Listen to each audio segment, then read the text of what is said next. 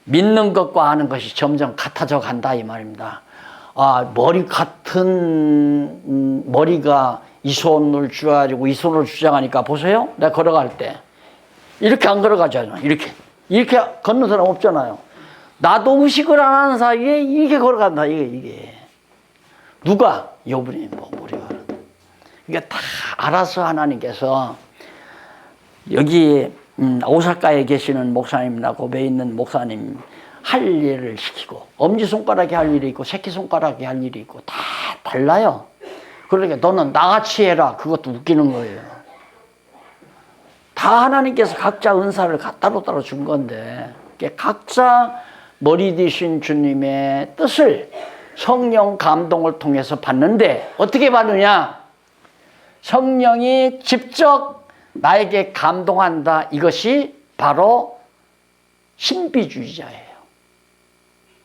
성령이 직접 나에게 감동해서 움직여간다. 그게. 그러면 신비주의자가 안 되려면 어떻게 되느냐? 성령이 오셔서 제자들에게 예수님이 하신 말씀을 기억나게 하죠?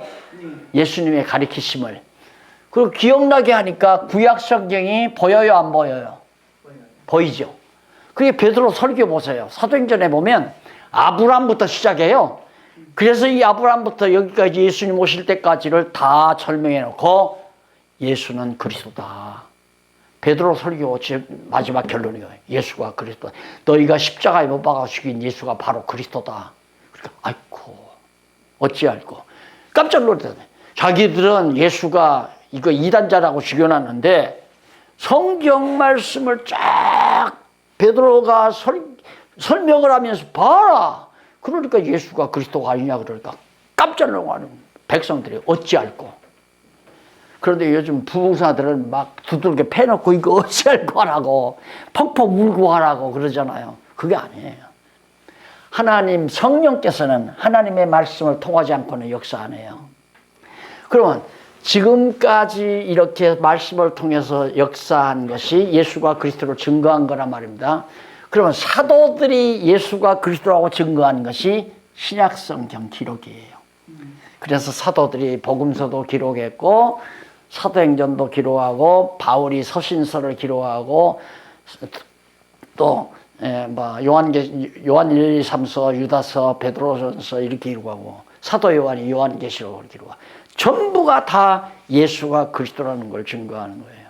그럼 특색이 뭐냐? 사도행전은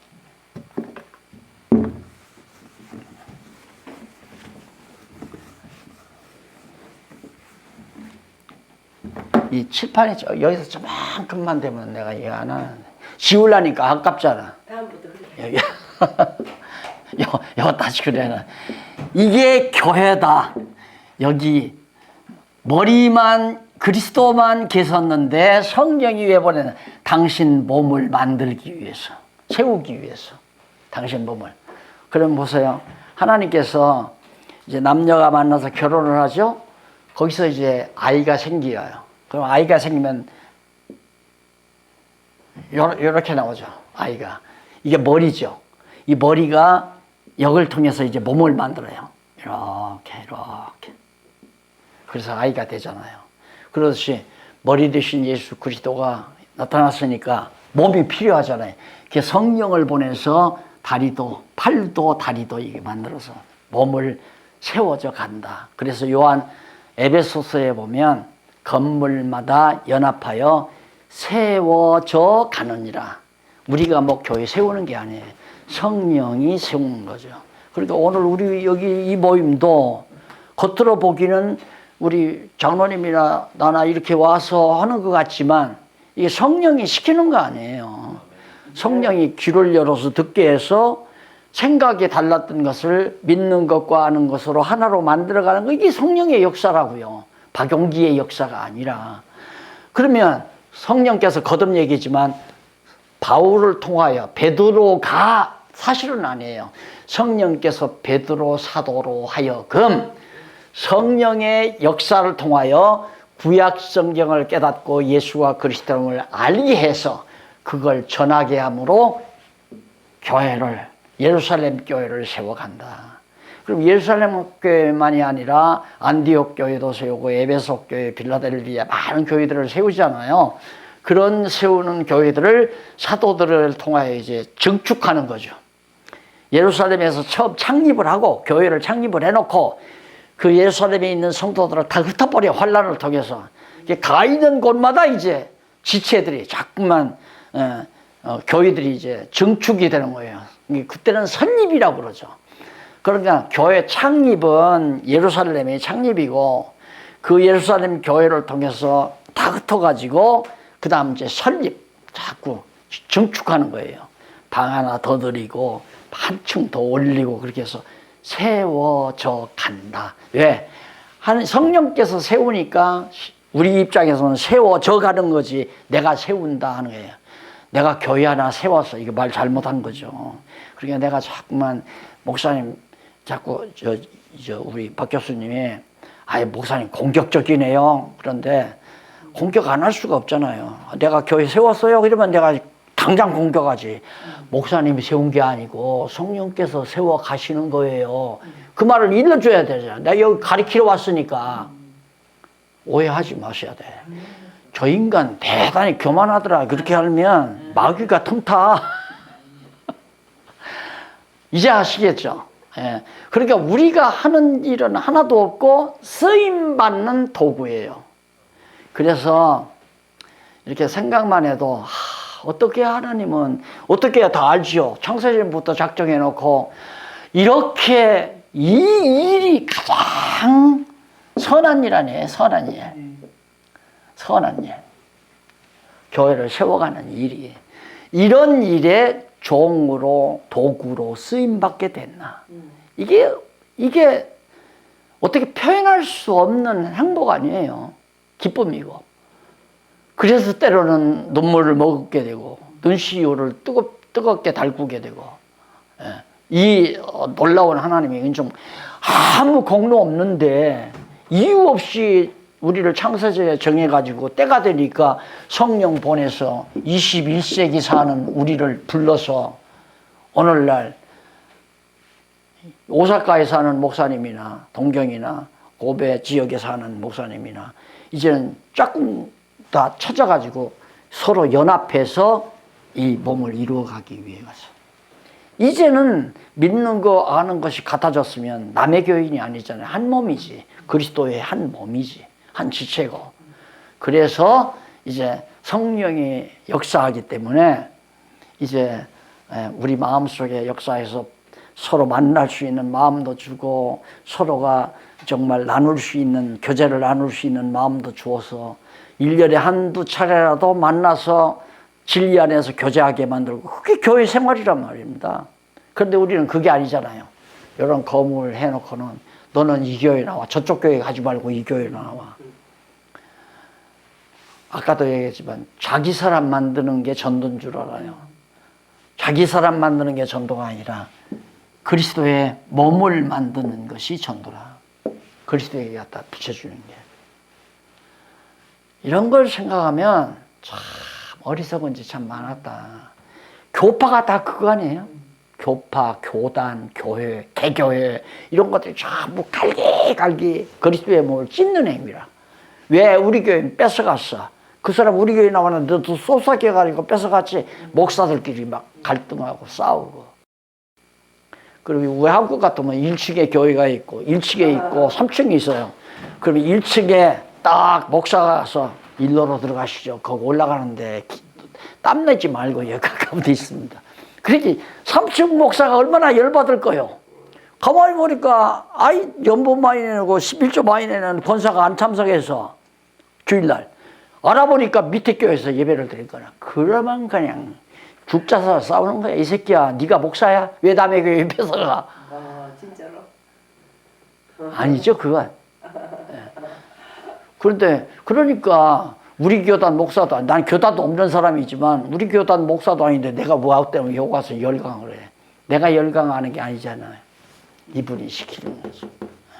전할 말도 시키는 거고. 쉬었다가 마지막. 감사합니다. 오늘 도시락 사러 가요. 15분만에 갔다 오면. 그래요? 예, 알았어. 잠깐 끝낼게. 자, 그러면 창립이라는 것은 출생을 말하는 거예요. 교회, 이 교회를 처음 지었다는 것은 이제 이 아기 씨로부터 처음 이제 몸이 생겼다. 그게 창립이에요. 그 다음 설립은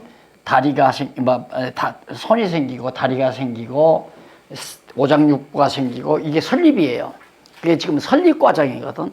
그러니까 손가락이 이제 3개밖에 없었는데 하나님께서 또 서유국에서 2개를 더 여기다 보태니까 5개 제대로 되잖아요. 이런 식이 지어져 가는 거예요. 그걸 우리는 양육이라고 그래요. 양육.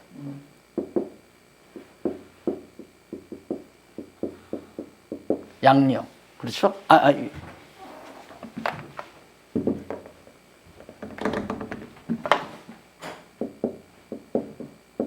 양육. 기른다 이거죠.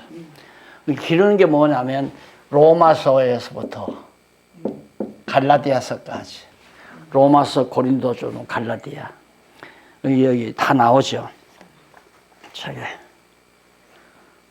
나오는데 로마서는 칭의의 복음, 의롭다고 해주는 복음. 자, 제가 둘째 손녀를 봤는데요. 여손녀를. 그래서 나왔다고 해서 갔어요. 갔더니 귀도 다 찌그러지고 코도 납작하고 이상하게 생겼어, 애기가. 어떻게 쟤들 속에서 어떻게 저런 놈이 다 나왔나 그렇게 생각하고 너무너무. 그런데도 이쁘더라고요.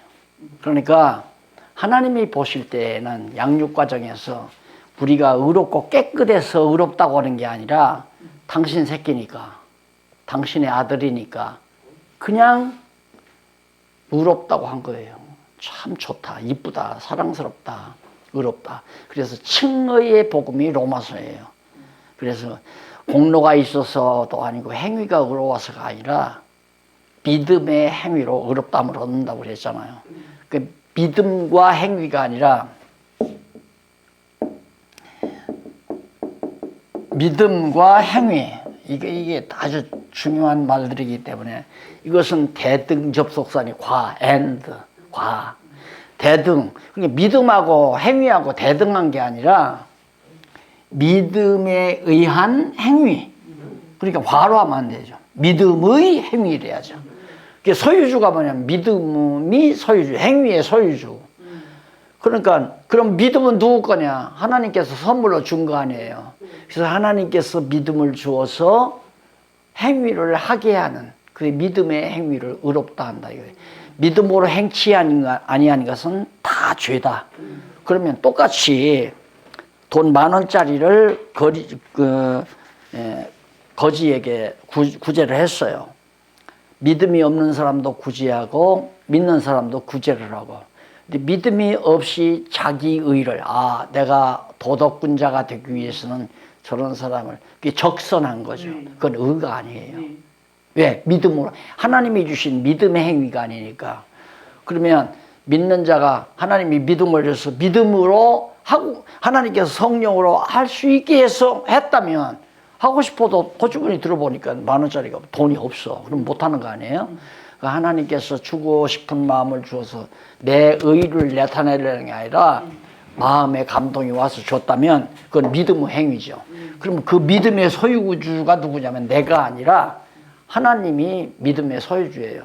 그래서 우리에게 그 믿음을 주면 믿음의 행위대로 행동이 나오죠. 그러면 여기 집주인이신 우리 김 목사님이 저 나가다가 보면 좌회전 틀면 보도보로가 나가 약간 떠들어진 거 있습니다. 그 밑에는 다이아가 이만한 거 들어 있습니다. 믿어져요, 안 믿어져요? 안 믿어지지. 거기 있으면 장치 주지 나한테 안 알려주죠. 그 말 듣고 쫓아가는 사람 바보 멍충이야. 그래요? 안 믿어지면 안 하는 거예요. 믿어지면 하는 거예요. 믿어지면. 그러니까 예를 들어서 목사님이 저 위에 가면 기도실이 있습니다. 기도실 있으면 조용하고 책 볼 수 있는 겁니다. 그러면 그건 믿어지잖아요. 그러니까 성경 들고 글로로 갈 수 있는 거예요. 믿어지니까. 그것은 믿음의 행위예요. 그러니까 하나님이 믿음을 주면 의롭다 못 얻을 수 있는 행위를 행하지만 믿음을 안 주면 자기 의를 드러내기 위해서 하니까 도리어 죄라. 믿음으로 행치 아니하는 것은 다 죄다. 그러니 내가 있다고 해서 선교를 하거나 복음을 증거하거나 교회를 위해서 별하별 충성을 해도 내가 했다고 자랑할 수가 없죠. 내가 한 게 아니라 하나님이 믿음을 줘서 하게 하신 거니까. 그래서 언제나 피동이다. 언제나 하나님 앞에는 피동이다. 하게 하셔서 한다. 그러니까 여기 와서도 내가 늙으니 참 하나님 아버지, 나는 이거 전혀 모르고 살았어요. 이렇게 되리라고는. 그게 뭐 목사님들 다 아는 것도 아니고 연구소로 아는 것도 아니고 하나님께서 길을 그렇게 인도해 가지고 만나게 해서 오게 한 거니까 이게 하나님이 하시는 일이지 내가 하는 일이 아니잖아요. 내가 1년 전에 딱 달력 놓고 5월 초에는 이렇게 해서 오사카에 가서 말씀을 전해야 되겠다. 말짱 할 거예요. 그렇게 나는 계획도 없는 사람이야. 계획은 하나님밖에는 못해. 그러니까 성경이잖아요. 너희가 계획할지라도 이루시는 이는 하나님이다. 그러니까 하나님 뜻대로 계획 안 하면 안 된다 이거야. 그 다음부터는 계획 안 해 그냥. 뭐 될 일만 이렇게 메모를 하죠. 안 잊어버리려고. 메모. 되는 일만 언제 오십시오. 메모해둬야 하잖아. 잊어버리니까. 근데 뭐 1년 계획 딱 세워서 뭐 1월 달은 뭐하고 2월 달은 뭐하고 그러니까 9월 달에 지금 중국 또 선교하러 가는데 그걸 이미 확정된 거야. 다 약속되고. 그러니까 그 메모해서 그때 되면 가는 거죠. 내가 계획해서 가는 게 아니라 그렇게 가도록 돼 있으니까 기억했다가 가는 거고. 그게 하나님이 하시는 거란 얘기야. 그러니까 그냥 그 말을 아주 내가 쉬운 말로 그냥 되는 대로 살아라. 하나님이 되게 하시는 대로 살아라. 안 되게 하는 건 쓸데없이 힘쓰지 말라 그 말이거든. 그래서 믿음의 행위로 양육을 해, 복음서. 그리고 로마서를 가리키면 성도들이 적어도 지금 목사님들이 고개를 끄덕끄덕 할 수 있을 정도로 신앙을 양육시켜야 돼. 아, 오직 여호와 하나님께로만. 이것을 성도들이 깨달으면요, 주일날 이렇게 오잖아요. 목사님 행복해요. 그런다고. 목사님 행복해요. 저는 전화 받을 때 그 전화 그냥 인사 받아요. 목사님 너무너무 행복합니다. 그 전화 나한테 질문, 목사님처럼 그렇게 질문하는 사람 없어. 처음에는 막 말씀 접하고 나면 뭐 예의도 없어. 우암주의고 뭐고 전화가 와. 목사님 제가요 무엇인가 뭘 보는데 이해가 잘 안 가요. 얼마나 답답하면 야밤에 전화를 하겠어요.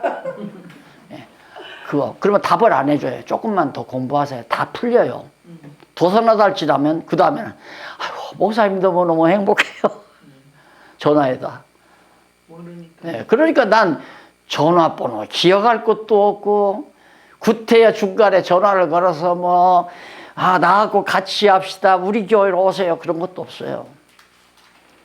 네, 절대 사람을 자기 편 만들면 그게 그리스도의 몸을 찢는 행위니까. 네? 안 그래요? 사람을 그리스도의 머리 대신 그리스도의 몸을 만들어야지 자기 패거리 만드는 게 교단이고 개교회고. 예, 목사님들이 제일 범하기 쉬운 죄예요. 예. 믿음의 행위가 아니죠. 아주 야망의 행위고 육신의 더러운 정욕의 행위고 인간을 자기 편 만들려고 하는 거예요. 그렇게 분파가 일어나는 거 아니에요. 바울이 이제 고린도서 보면은 왜 분당이 일어나느냐.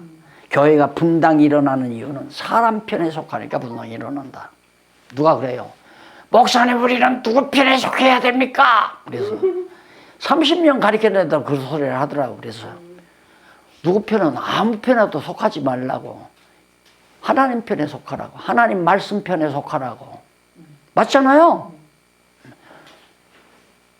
그래서 교단 만들고 교파 만들고 무슨 단체 조직하고 이거 전부 다 주님의 몸을 가리기 찢는 행위예요. 십자가에 못 박고 창으로 찌르듯이 지상에 세워지는 주님의 몸된 교회, 하나님의 나라를 자꾸 분파시키는, 분열시키는, 북쪽 이스라엘과 남쪽 유다를 분열시키듯이. 그 다음에 이제 고린도서가 이제 건덕의 복음이죠.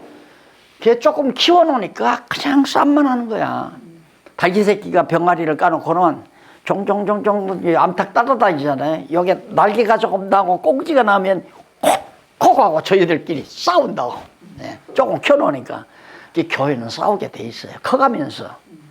그래 그 다음 이제 그게 이제 조금 더 키워놓으면 싸움 안 하죠. 닭도 자기 할 일 하고.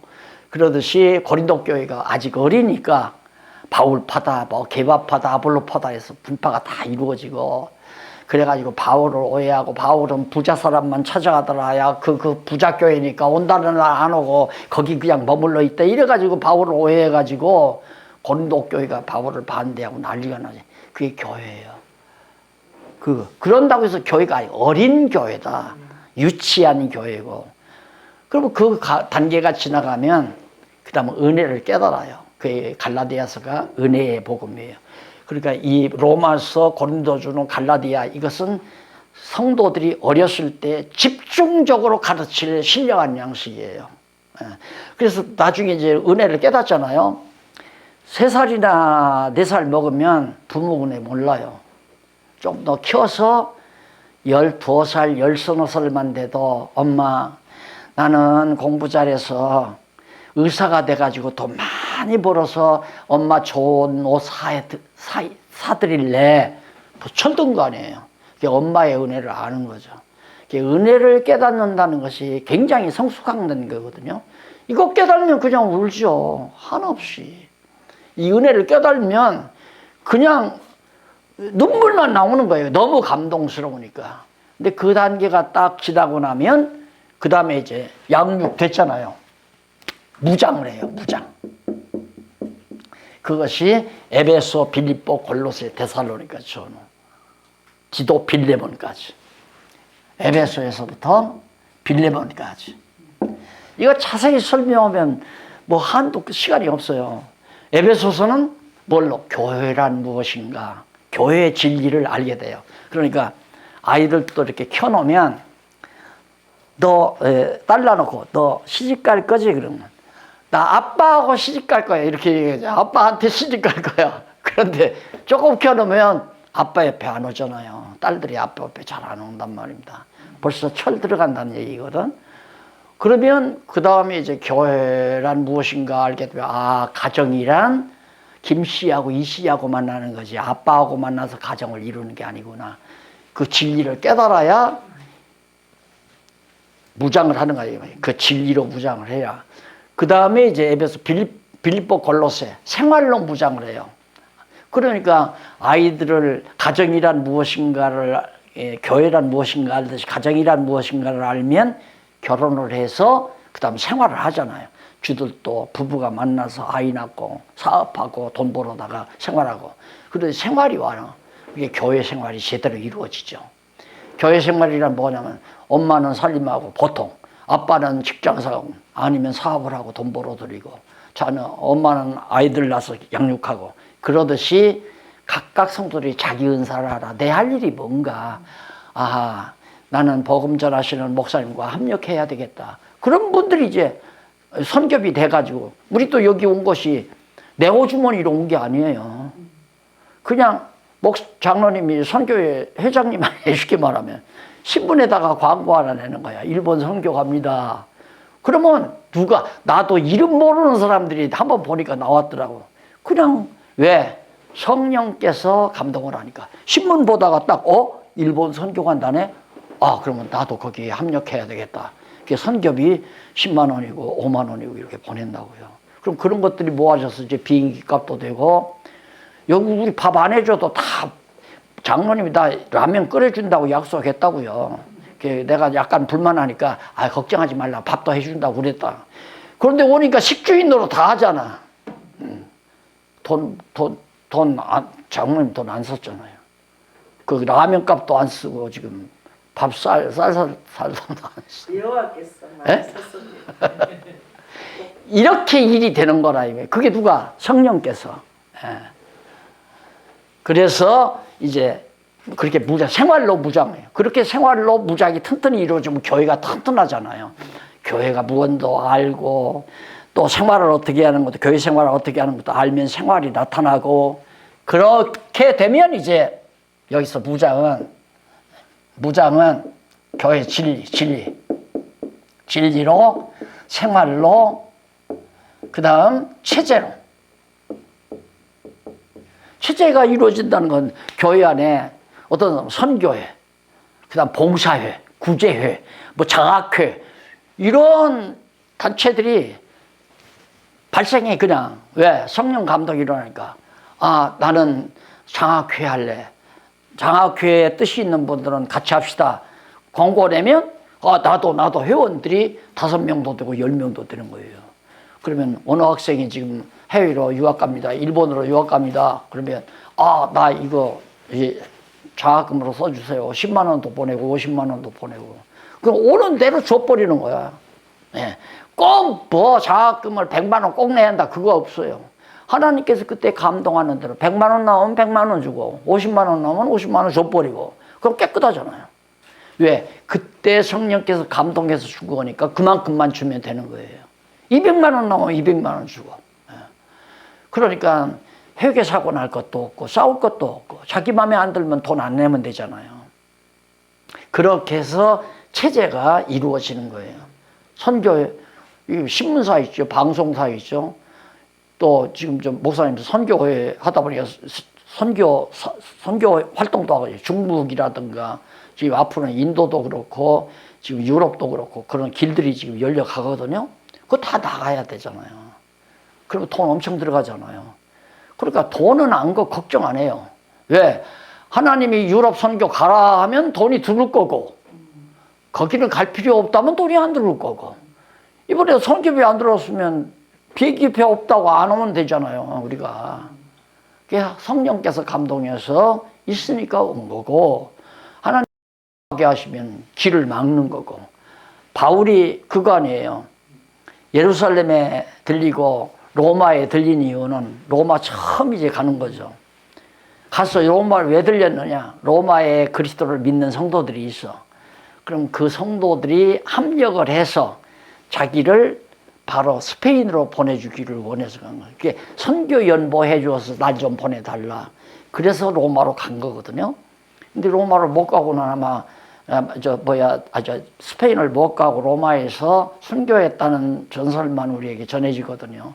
그러니까 하나님께서 시키는 대로만 하면 돼. 나오면 하고. 근데 우리는 뭐예요? 일의 목적으로 두거든. 아, 유럽 선교해야 돼. 그러니까 돈 내놔. 이게 잘못이라 이거야. 그러니까 하나님께서 하시는 일은 성령이 우리 안에 교통하신다고 그랬잖아요. 예수 그리스도의 은혜와 하나님의 사랑과 성령의 교통하심이 너희에게 있을지어다. 그러니까 우리 안에 지금 성령이 교통하는 거예요. 눈으로 안 보이니까 성령의 교통하심을 생각 안 하고 내가 다 이렇게 하는 줄로 알지만 지금 내가 이렇게 강의하지만 성령께서 내 지혜를 주관해서 할 말 못할 말 이렇게 다 해서 말하게 하시고 또 이 말을 귀가 있어 듣게 하시고 그게 예수님이 그랬잖아요. 말씀 전하면서 아무나 듣는 게 아니다. 귀 있는 자만 들어라. 이거 달렸다고 귀 있는 게 아니잖아요. 말씀을 듣고 깨달아져야 귀가 있는 자죠. 그러니까 성령의 인도하심 따라 무장을 한 거죠. 그러면 자 교회 진리를 확실히 가정이 무언가 그러다 보니까 가정을 이루어 장가 가서 가정 생활을 해요. 그러다 보니까 가정의 체제가 딱 갖추죠. 아빠도 있고 엄마도 있고 딸도 있고 아들도 있고 할아버지 할머니도 있고 체제가 딱 갖춰지잖아요. 그러면 뭐 하려고 무장을 시켰나? 무장시켰죠. 이걸로 무장 됐어요? 되면 무장시키면 투쟁하게 하려고 투쟁은 히브리 야고보 베드로 조루 요한 1, 2, 3 히브리는 뭐냐? 율법주의, 유대주의 율법 지키라고 하고 안식일 지키라 뭐 11조 내라 이게 다 율법에 속한 거 아니에요. 그게 유대주의란 말입니다. 유대주의 배격해라. 왜? 예수 그리스도 사역이 최고로 우월하다. 그게 히브리서예요. 그러니까 그것과 싸우게 하기 위해서 교회를 무장시킨 거란 말입니다. 그런데 이 세상에 얼마나 율법주의가 만연이 돼 있어요. 전부 율법으로 성도들을 갖다가 억압하고 공갈 협박하고 그래서 율법에 따라 행위하게, 믿음으로 행위가 나오게 하는 게 아니라 율법으로 억압해서 행동하게. 그 율법을 강조하면 율법은 반드시 뭐가 나오냐면 저주가 나와요. 너 행치 아니하면 저주받는다. 이게 공갈 협박이거든요.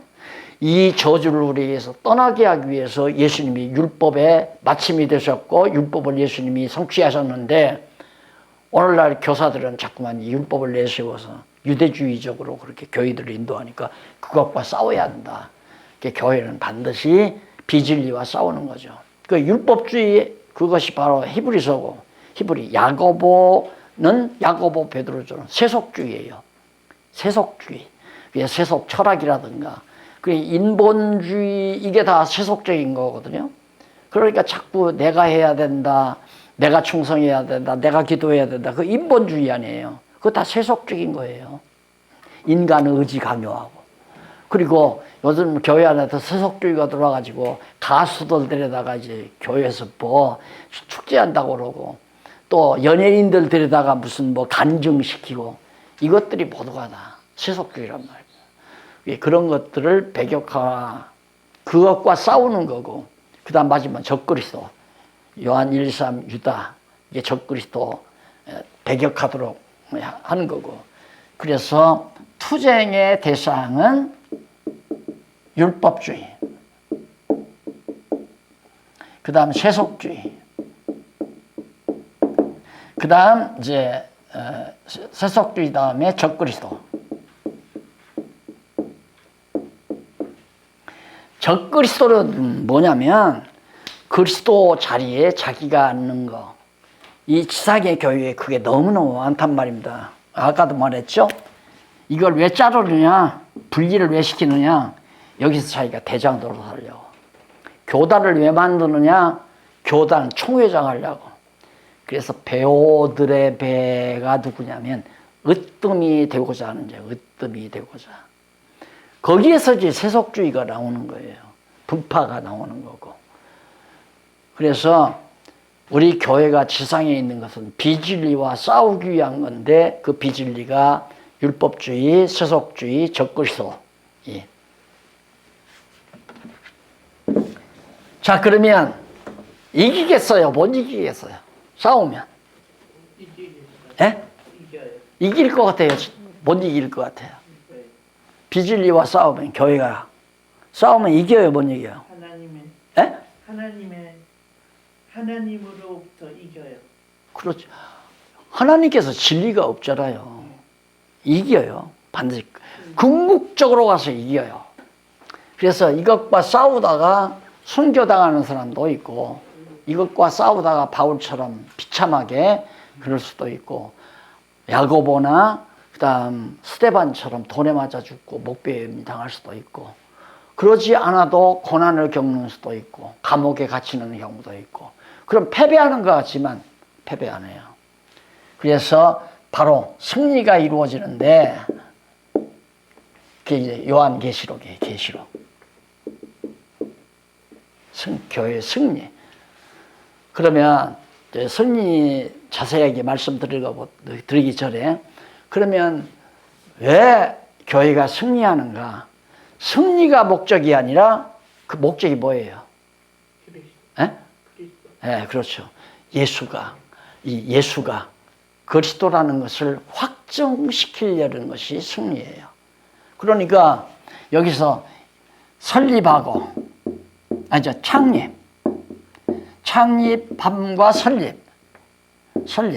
그렇게 사도행전에는 예루살렘 교회 창립하고 안디옥 교회라든가 아베소 교회, 빌라델비아 교회, 이런 모든 교회들을 설립을 하죠.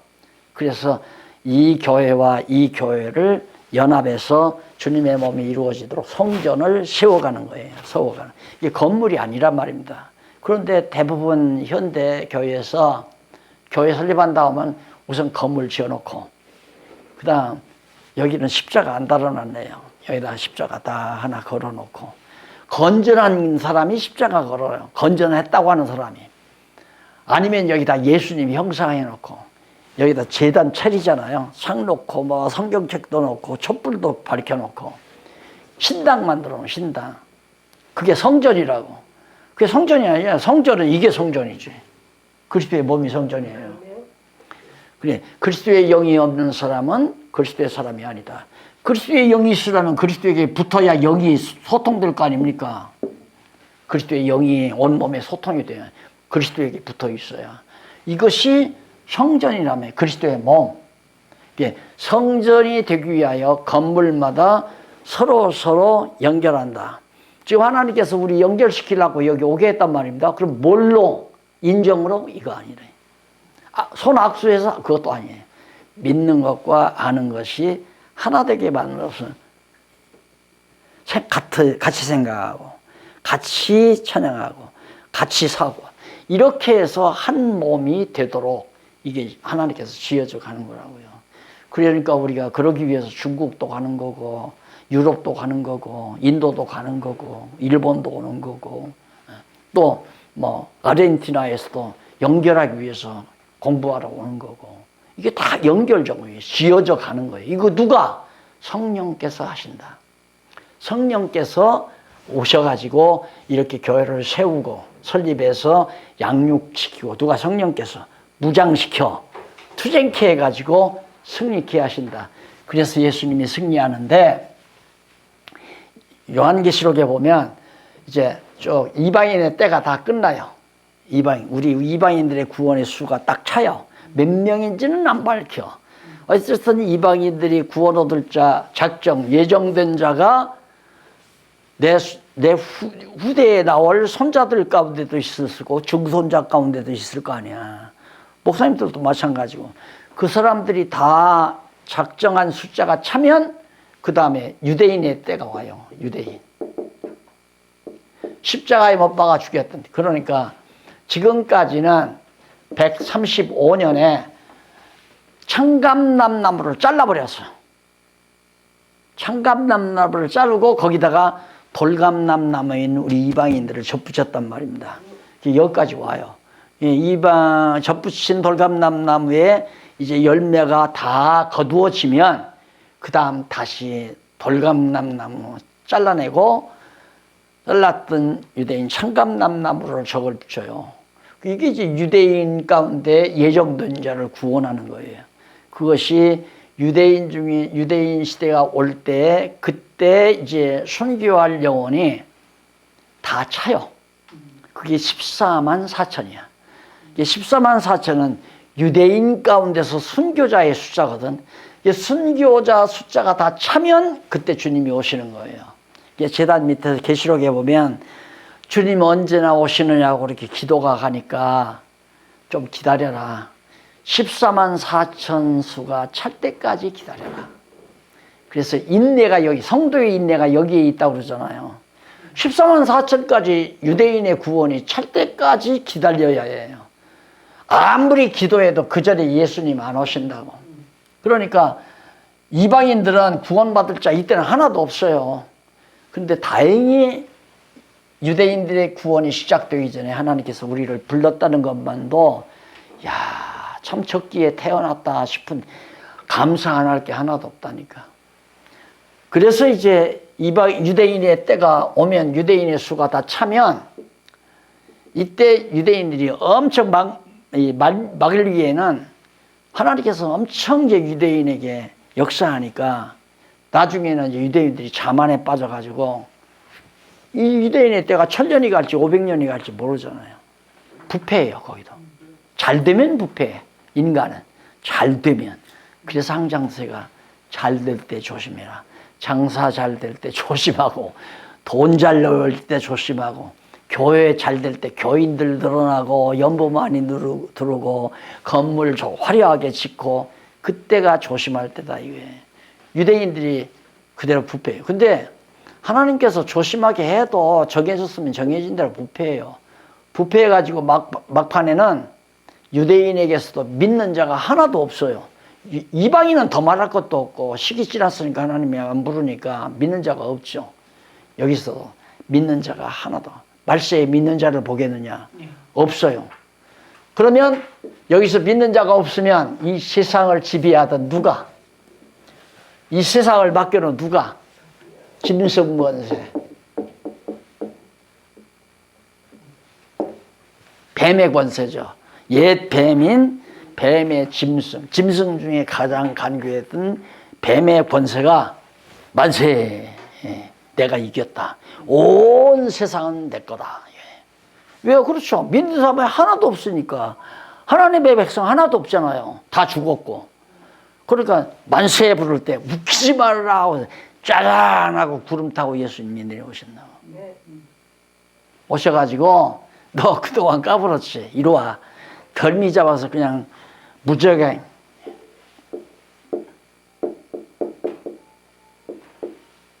무적에다가 팍 집어넣고 꽉 잠궈버려요. 그러면 이제 사단의 역사가 없잖아요. 그때부터 1천년, 천년왕국이 그때 이루어질 거예요. 죄가 하나도 없는. 그래서 사람이 변화를 받아서, 이때는 변화를 받아가지고 천년 동안 안 죽고 생육하고 번성해요. 그러니까 얼마나 많은 사람이 번성하겠어요. 천년이 다 차면 이때 태어난 사람들은 고난을 하나도 안 겪었잖아요. 그러니까 예수 믿을 것도 없고 그냥 다 무지시대니까. 그러나 하나님께서는 작정하신 뜻에 따라 예정된 사람만 골라내야 할 거 아니에요. 그 골라내기 위해서 다시 무정에서 짐승 권세를 놔줘요. 예수 계시록에 보면 놔주죠? 놔주면 이 무정에서 나온 짐승 권세가 누구만 잡아가느냐? 불택자 잡아가겠죠. 그 하나하나 지 패거리들 다 골라가지고 지가 아니까, 마귀가 아니까 그거 골라서 어디로 가느냐? 지옥으로. 저 나라 지옥으로, 짐승 권세의 나라인 지옥으로 다 제 백성들은 끌고 가고, 여기는 만왕의 왕 되신 예수님을 따라서 천국으로 가고. 누가? 택자가 언제? 저 영원전에 영원전에 작정한 백성들은 천국으로. 그리고 죽은 자 있잖아요. 믿고 죽은 자. 이때 부활을 하는 거죠. 이때. 그리고 최종적으로 이제 사망부활과 생명부활로 부활해서 천국과 지옥으로. 이게 이미 여기서 다 정해진 거예요. 천국 갈 자와 지옥 갈 자가 그대로 계시되는 거 아니에요. 그래서 영원한 세계의 뜻을 이룬 대로 쭉 해서 마지막 천국과 지옥으로 딱 결론 내는다. 따라서 누가 뭐다? 뭐가? 여호와 하나님 정말 살아계시구나. 여호와 하나님 살아계시구나. 그러니까 예수님 재림하는 것도 승리하기 위해서 하잖아요. 승리를 왜 했는가? 여호와 하나님, 예수가 그리스도라는 걸 증거하기 위해서. 이걸 왜 증거하는가? 여호와 하나님 살아계심을 드러내기 위해서. 그래서 결국은 성경은 여호와 계시다. 이게 신구약 성경 전체의 중요한 진리책이고 제목, 주제다 하는 걸 제가 말씀을 드렸습니다. 시간 1시. 아유, 늦었네. 그러죠? 1시. 네. 이제는 이 정도까지 이제 길을 닦아 드렸으니까 이 길 찾아서 계속해서 지금 저기 한보따리, 장로님이 저걸 책을 한보따리 가져오셨네. 사정하면 하나씩 빌려드리세요.